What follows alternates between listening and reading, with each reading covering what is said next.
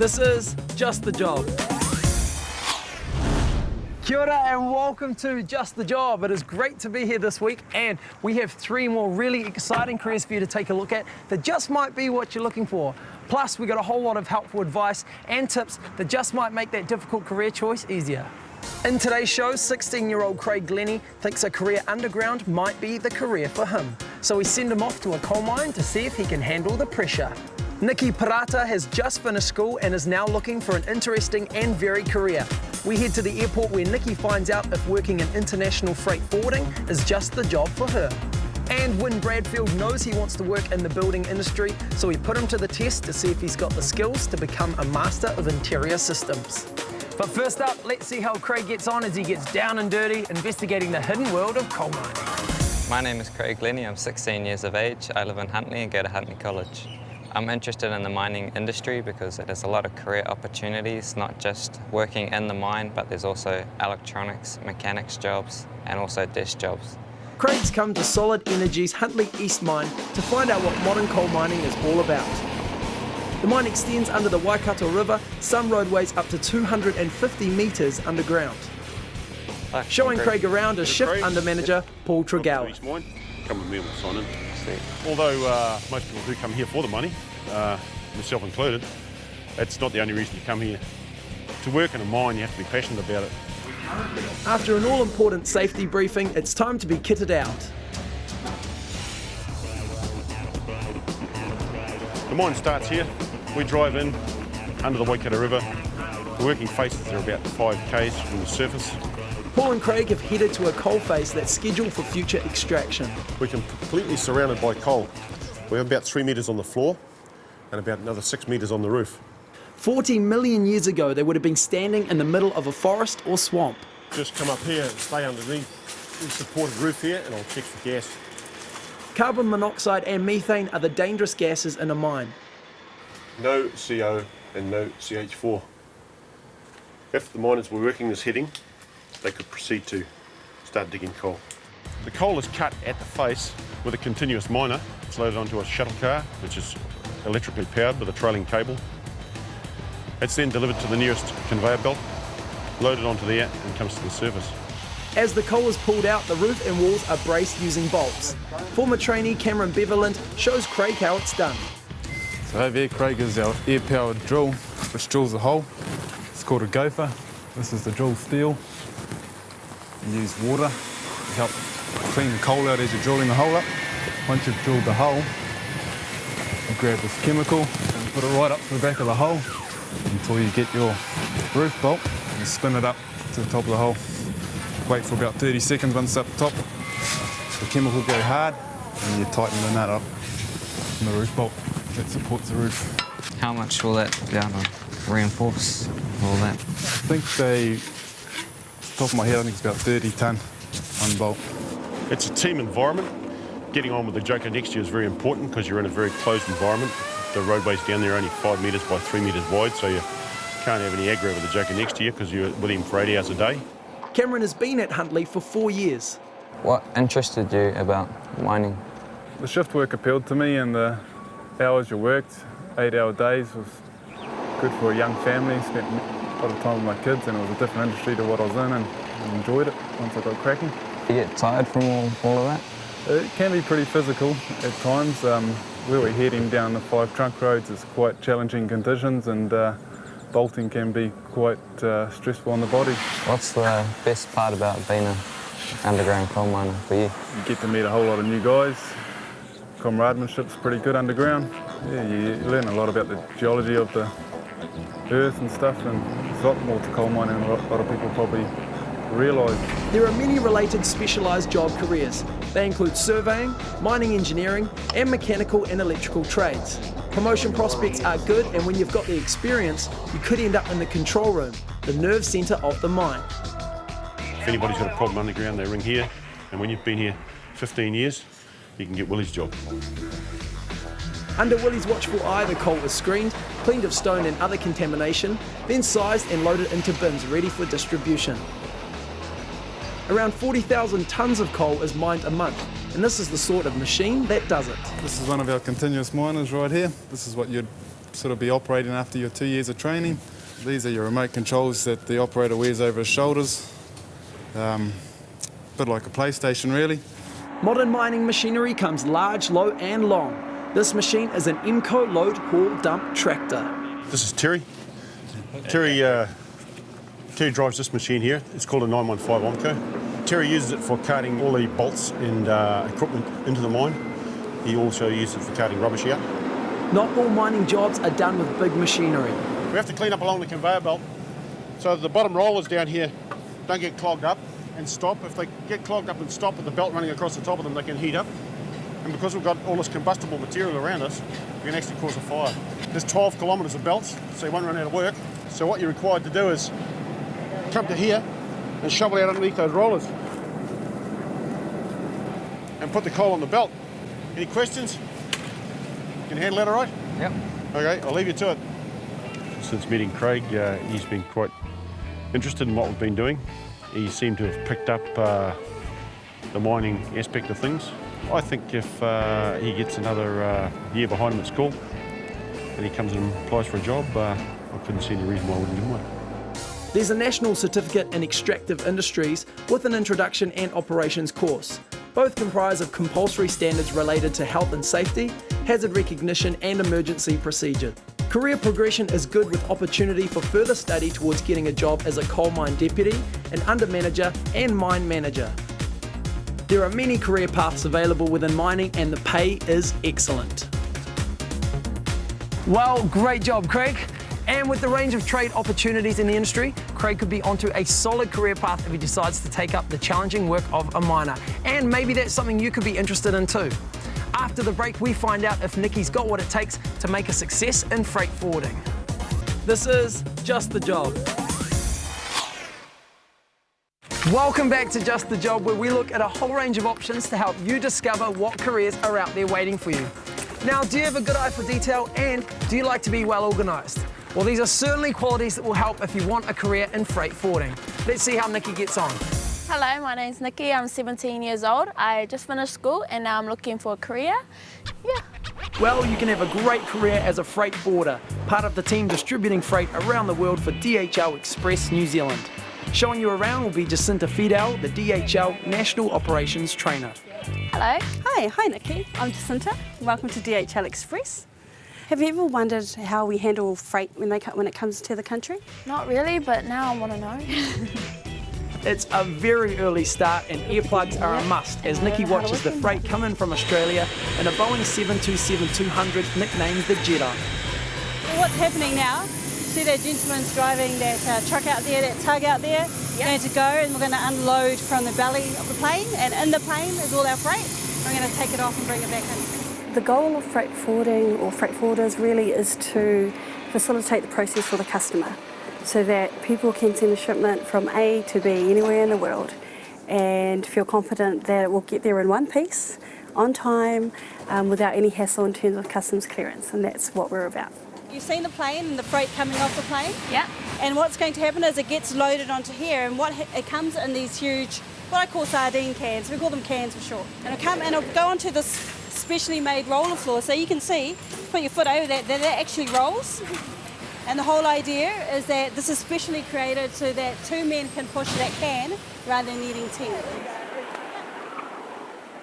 What Tevita's doing now is he's scanning this barcode. Yeah. And that will tell everyone in the DHL world that everything in here has just arrived in Auckland. So that's how we know where everything is at all times. When I first came on board, I thought, freight forwarding, right, 2 weeks I'll get this be easy. And it's been 4 years and I'm still learning.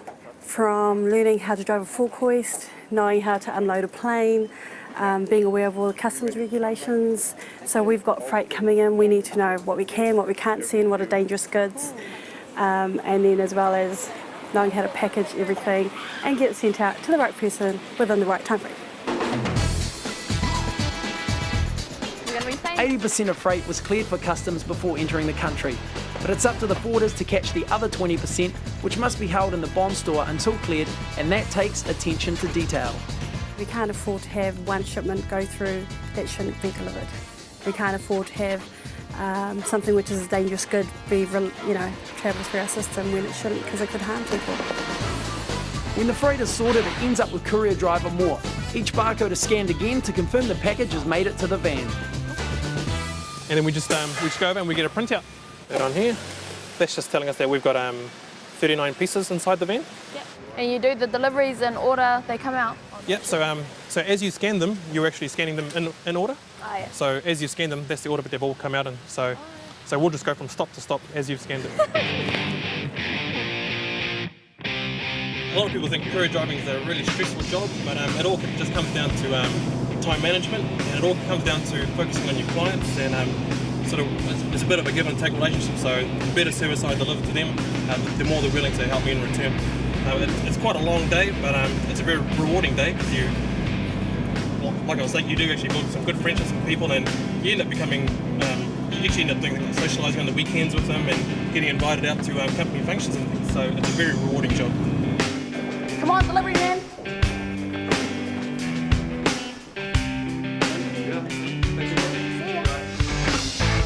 Couriers pick up packages heading out of the country and deliver them back to the depot. They're all entered into the computer to start the process of tracking them to their destinations. All right, Nikki, the reason why we need to stack our unit well is because we need to utilise all the space that we have and keep our customers' freight safe and damage-free.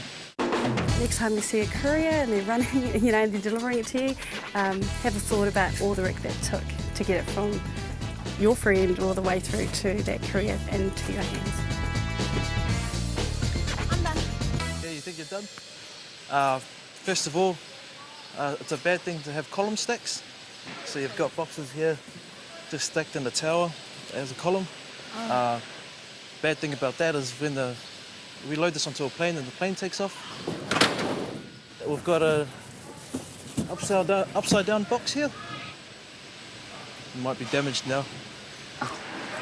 Sorry. We better let the professionals handle it from here, Nikki. The Jedi has to be loaded quickly so it can make its run to Sydney and be back in 6 hours. Oh, Nikki's gorgeous. She's got a really good attitude, and she's willing to get in there and push that can and get in there and unload that freight, and that's what we need. So Nikki, we've got the shipments in those cans, they're loaded, they're on the plane, ready to fly off into the sunset. How have you found it? I've had a good time. Yeah, it's been really cool. Yeah. What did you like the most? Probably meeting new people and learning new things about freight distribution and stuff, and how you send everything off, and yeah, it's pretty cool. I love the fact that we help connect people and we do it fast, and we're brilliant in what we do. The freight forwarding industry offers 3 certificates in freight administration, international freight forwarding, and as a courier driver. There are no specific entry requirements, but useful school subjects include English, maths, computer studies, and languages. The freight forwarding industry is rapidly expanding, and there are many career prospects. Additional training can lead to supervisory and managerial positions. Well, could a career in freight forwarding be something you could see yourself doing? If you think it might be, then you can find out more about that career and all the careers featured on the shows on our website. So stay tuned, because I'll give you all the website details at the end of the program. After the break, we see how Wing gets on out on a building site. This is Just the Job. You're watching Just the Job, and if you're thinking about a career, or maybe you want to change careers, then stay tuned, because this show could spark a turning point when it comes to your work life.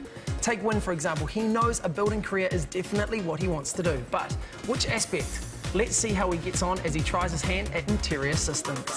Hi, I'm Wyndon, I'm 18, and I'd like to get into the building industry. We'll get you on a building site quick smart, working for Vince Troke. He's been installing and finishing plasterboard since he was 17 and employs about 30 people on building sites all over Auckland for his company, Troke Wallboard Services. The interior systems really involves taking a house or commercial building from a framing stage right the way through to probably the painting stage. There's quite a variety of trades. You do the fixing of the plasterboard, you do the finishing of the plasterboard. So as I say, it's quite a huge variety within that one particular interior systems name. Right, this is where we'll be starting, putting up a bit of plasterboard. First of all, you won't need these because we're inside, so hopefully nothing will fall on your head in here. But I tell you what you will need. You will need this.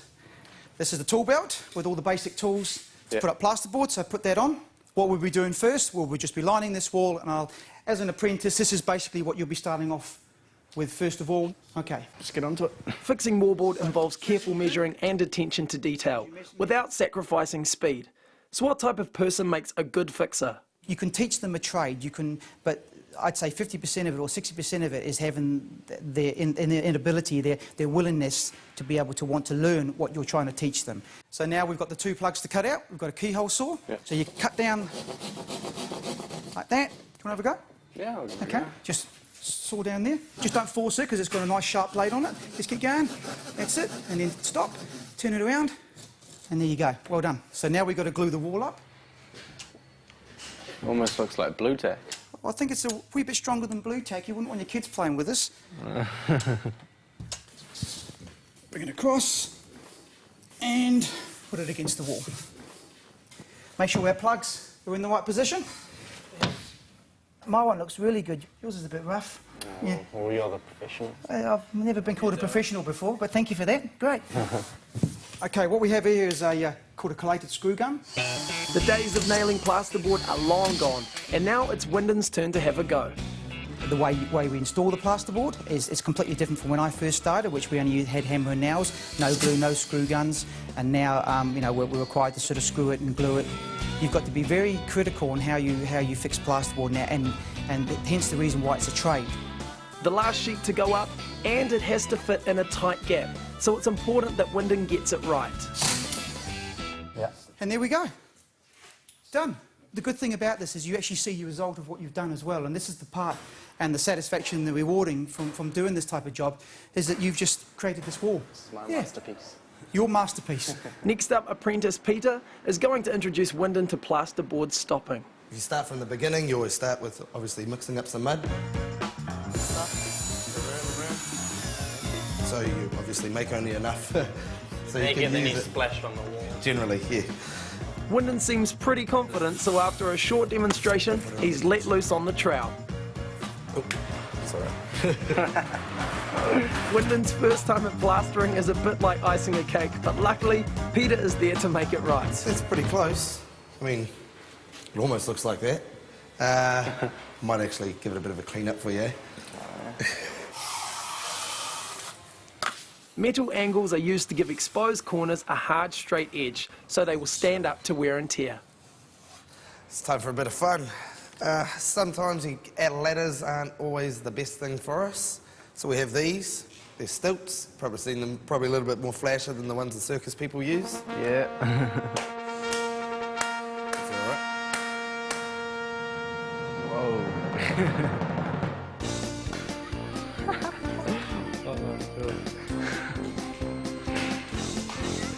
Whoa. Wyndon's off to a residential site to check out fibrous plaster. Fibrous plaster, essentially, it's plaster that's poured into a mould or onto a flat surface, and essentially you're taking an impression of whatever that is. So if you're pouring it onto a piece of glass, you're getting an impression of a piece of glass. Curving walls and cornices are made at the Plastercraft 2000 factory in Auckland to the architect's specifications. It can mean a really varied job, providing a great finish for the client. Back at Vince's site, the walls are fixed, finished and painted. So now it's time to install the ceiling. Suspended ceilings hide the wiring and air ducts while still allowing them to be accessible for servicing, and it all requires pinpoint accuracy. And put it up in the ceiling. When it's up there, you just lower the front section a little bit. So it just sits yeah, just push it to the front and then just drop it off, and then it just sits there. The clients want skilled people on their sites. Sweet. Pretty Easy. easy. They don't want people that don't care about the industry, don't have passion for the industry. Especially residential home is one of the single biggest investments, and they want to know that the people that are on site treat their house the way that they would like to see it themselves. Well, Wyndon, it's been really nice meeting you, and have you enjoyed sort of what you've done? Yeah, I've had a great time. Cheers for letting me come in and just experience what you do on an everyday basis. Well, I think you did very well, actually, and I think you've got a big future in interior systems, and I hope to see you registered with the BCITO next year. I had a really good time, Heaps of fun just doing work experience, and nice to meet all the other builders and like learn heaps of new stuff. There are 6 national certificates available in the interior systems sector.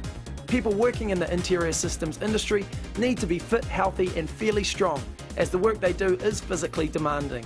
At least 3 years of secondary education is recommended, and useful subjects include maths and English. Experienced tradespeople can progress into foreman or supervisory roles, or may choose to start their own business. Awesome stuff, Wynn. It certainly looks like you've got what it takes if that is the career that you decide to choose. And thanks to Wynn, Craig, Nikki and everyone else who featured in today's program. Today there are literally thousands of careers to choose from, but that doesn't necessarily make it any easier. So we certainly hope our programs will help you when it comes to making that all-important career decision. To help you even more though, here is Sarah from Career Services with some valuable tips on how to put together a great covering letter to send out with your CV. When you're applying for a job, you should always send a cover letter along with your CV. It's your chance to build a bridge between what the employer is asking for and how your skills and abilities match. You need to say why this particular job appeals to you. If you're stuck, ask friends and family why they think you'd be right for the job. Read the letter out loud to hear how it sounds, and always check your spelling and grammar. Look on careers.govt.nz for top tips on what makes a good covering letter. Well, that's it for this week, but we'll be back again next week with another 3 really exciting careers for you to take a look at. If you want to find out more information about the careers featured today, or you just want more info about how to make that right career choice, easy, all you got to do is check out our program website at www.tvnz.co.nz and enter the keywords Just the Job. Happy hunting, I'll catch you next week.